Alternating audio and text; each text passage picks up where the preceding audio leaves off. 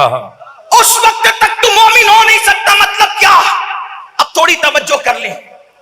یہ بے توجہی بھی کسی فرزانگی کی علامت ہے میرے بھائی، ورنہ بات اتنی قیمتی ہو رہی محبوب کی.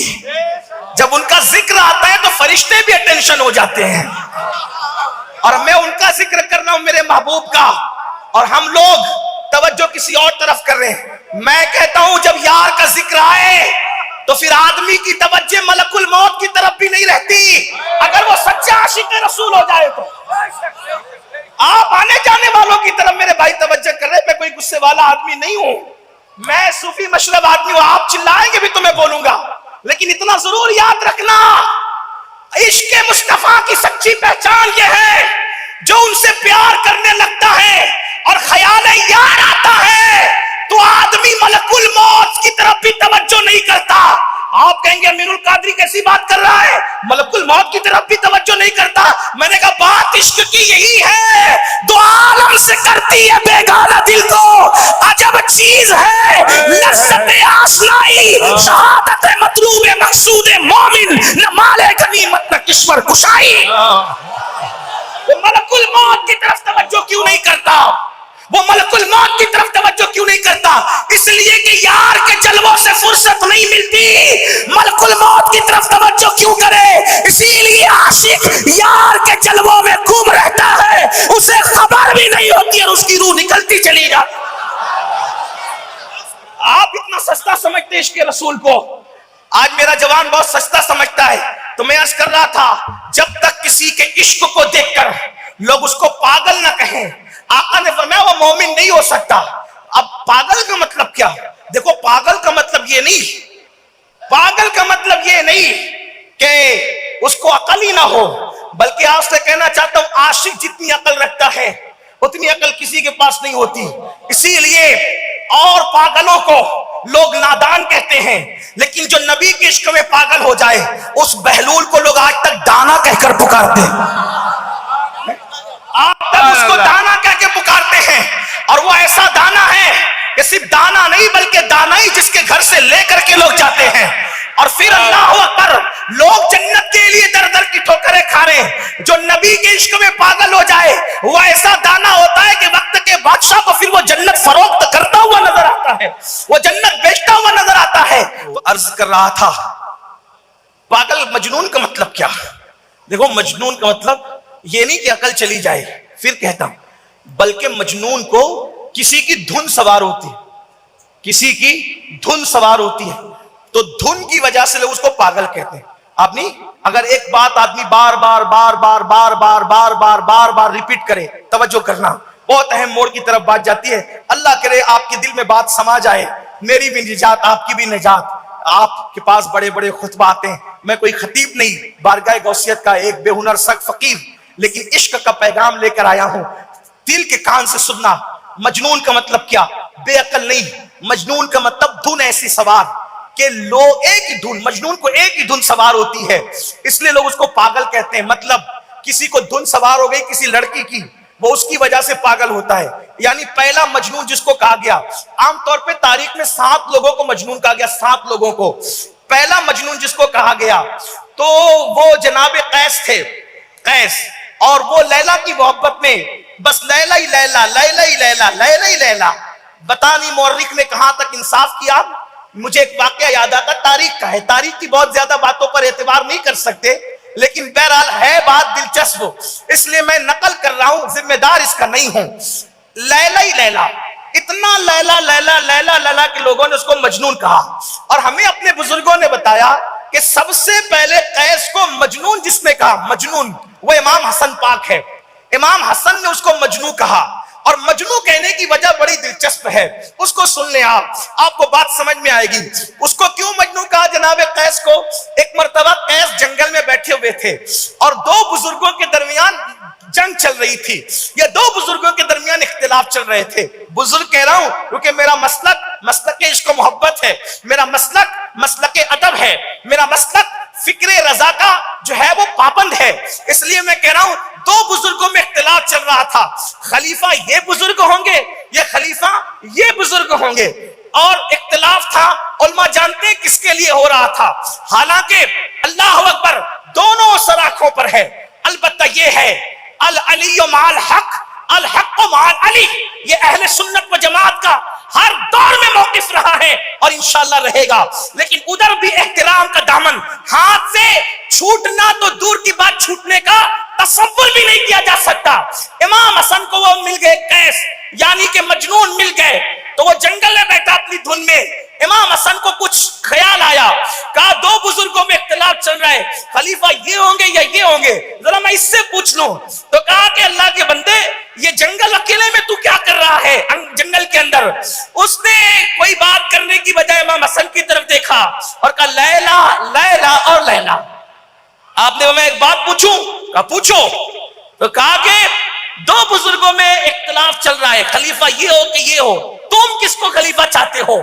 اس نے ہنس کے کہا، ایک سردار کھینچی، کہا خلیفہ تو میرے لیلا کو ہونا چاہیے.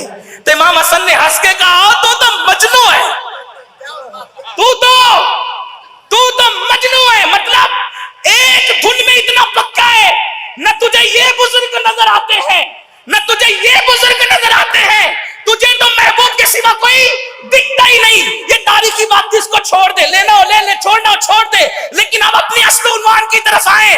مجنو وہ کہ جو اپنے مرکز سے، اپنے محور سے، اپنے محبوب سے کبھی نہ ہٹے، کبھی نہ ہٹے، اس کو مجنو کہتے ہیں. اور حضور فرماتے ہیں کہ اس وقت تک تو مومن نہیں ہو سکتا جب تک کہ تیرے عشق مصطفیٰ کو دیکھ کر لوگ تجھے مجنون نہ کہے. مطلب یہ کہ تجھے دھن ایک سوار ہو، ایک دھن سوار ہو، ایک دھن سوار ہو، اور وہ دھن کون سی ہو؟ رات ہو تو آمینہ کے لال کا ذکر ہے، دن ہے آمینہ کے لال کا ذکر ہے، صبح ہے آمینہ کے لال کا ذکر ہے، شام ہے آمینہ کے لال کا ذکر ہے. لوگ کعبہ دیکھ کر ابراہیم کو یاد کرتے ہیں، کعبہ دیکھ کر تجھے ابراہیم نہیں بلکہ اپنا محبوب ہی یاد آنا چاہیے. لوگ زمزم کو دیکھ کر اسماعیل کو یاد کرتے ہیں، زمزم دیکھ کر تجھے اسماعیل نہیں بلکہ محبوب ہی یاد آنا چاہیے. لوگ جنت کا ذکر کرتے ہیں، تو کہے کہ میں جنت کو لے کر کروں کیا، مجھے تو محبوب چاہیے. محبوب محبوب محبوب، خوشی ہو تو محبوب، غم ہو تو محبوب، بیٹے کی شادی ہو تو محبوب، کسی کی شہادت ہو تو محبوب. بس محبوب کے سوا کچھ سجائی نہیں دیتا. یہ ہے پاگل پن.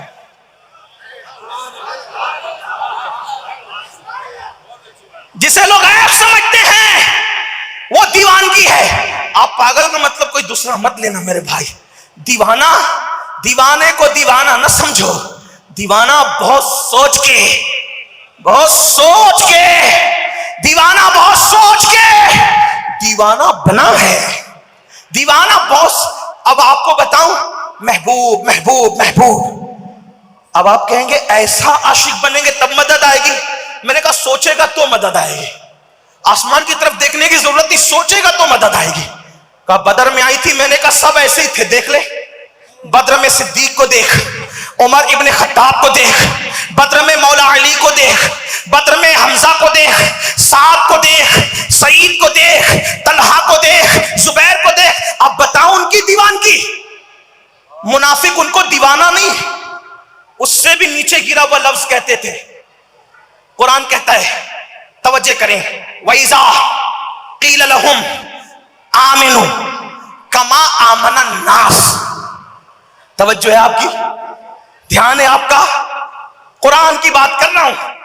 وَإِذَا قِيلَ لَهُمْ آمِنُوا كَمَا آمَنَ النَّاسِ قَالُوا أَنُؤْمِنُوا كَمَا آمَنَ السُّفَهَاءُ.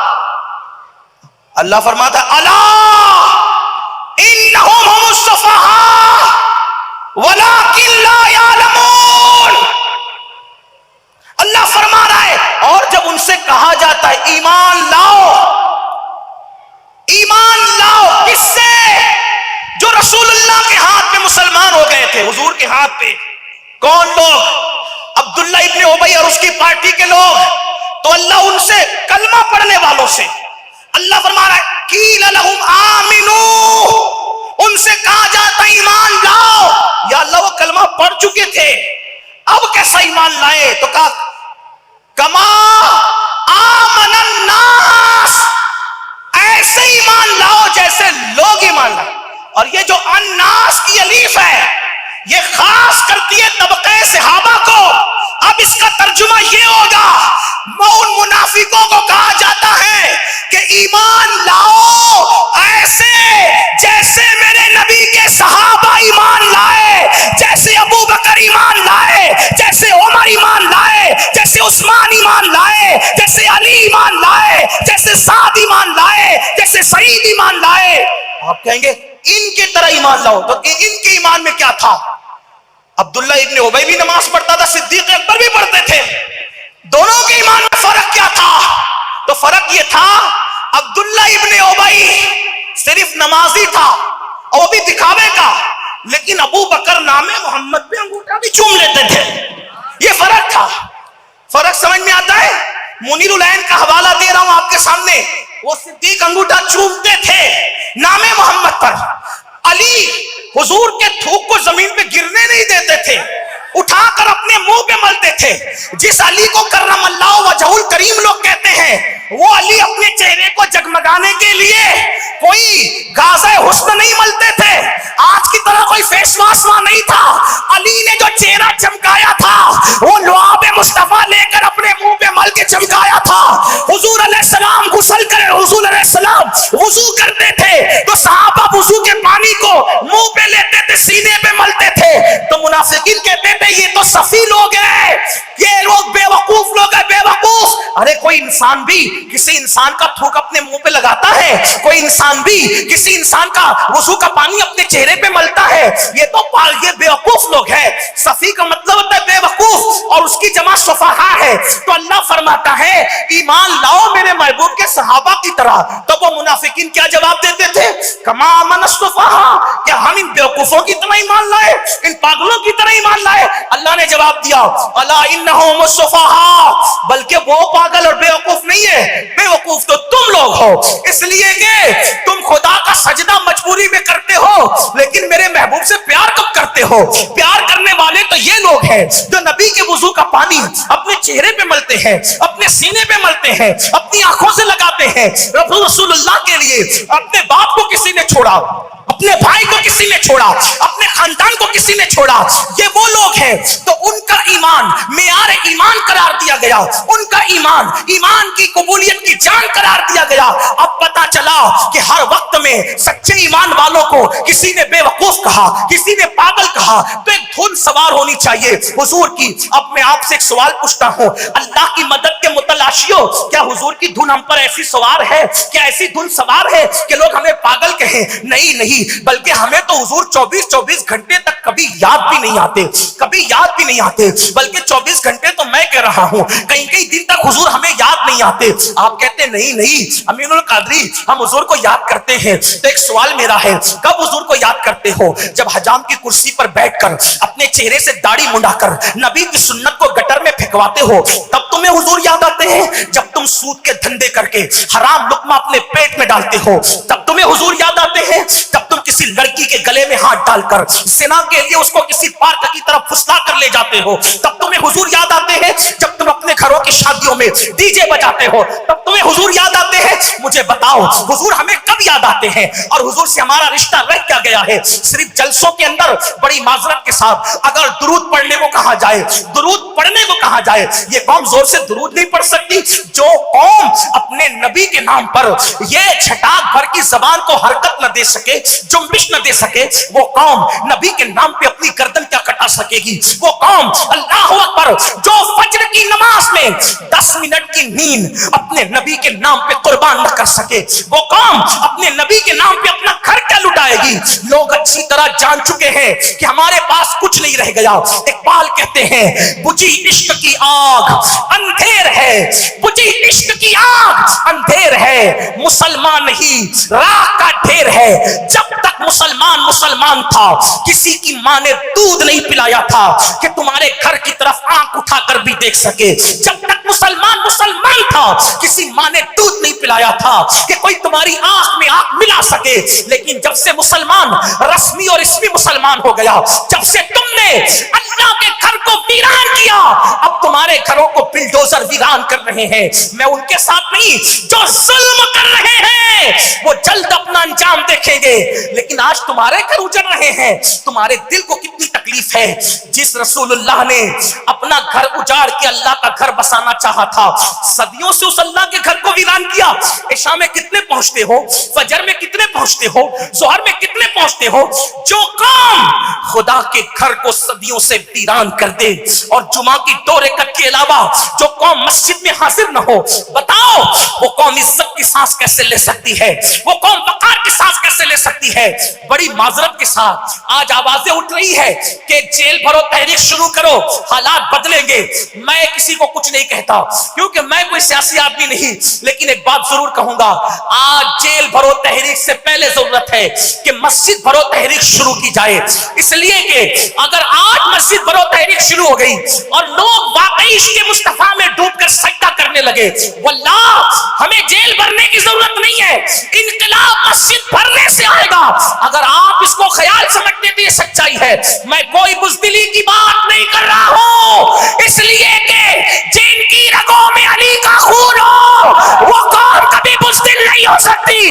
ارے نام علی لینے والے بزدل نہیں ہوتے تو خون علی رکھنے والے بزدل کیسے ہو سکتے ہیں؟ کبھی زنجیر ہلتی ہے، کبھی در کانپ جاتا ہے. علی کا نام سن کر اب بھی خیبر کانپ جاتا ہے. لیکن سچائی سچائی ہے، حقیقت حقیقت ہے. جو قوم میل قربان نہیں کر سکتی وہ قوم جان قربان کرے گی. اور اگر آپ کہتے ہو نا کہ مولانا ہم تو عاشق رسول ہیں، سلام کرتا ہوں آپ کو. آپ کی جوتیاں میرے سر پر، آپ کے تلووں کی خاک میرا آنکھوں کا سرما اگر آپ عاشق رسول ہے. لیکن ایک سوال کرتا ہوں، عاشق ایسے ہوتے ہیں جو جس سے عشق کرتا ہے اس کا پورا خاندان جانتا ہے؟ جو قوم عشق رسول کا دعویٰ کرے اور اسے رسول اللہ کی 11 بیویوں کے نام بھی یاد نہ ہو. فلم کے خان صاحب کے بارے میں تو تمہیں سب پتا ہے، مسلمان سے شادی کی کہ غیر مسلم سے کی، اس کا باپ کون تھا، اس کا سسر کون تھا، اس کا داماد کون تھا، سارے خان صاحبوں کے بارے میں پتا ہے. جس رسول سے عشق کرتے ہو ان کی بیویاں کتنی تھی اور نام کیا تھے ذرا بتاؤ. میں ہاتھ نہیں اٹھاؤں گا، ذلیل کرنے نہیں بلایا، کیونکہ تم لوگ ہماری عزت ہو، ہم آپ کو ذلیل نہیں کر سکتے، میرے نبی کی امت ہو. اس سے بڑھ کر آپ کا مرتبہ کیا ہے؟ یہ آپ نیچے بیٹھے، آپ کی عاجزی ہے. آپ نے ہمیں ذکر رسول کے لیے اوپر بٹھایا، یہ آپ کی کرم فرمائی ہے، ورنہ ہم آپ کے قدموں میں بیٹھنے کے قابل نہیں.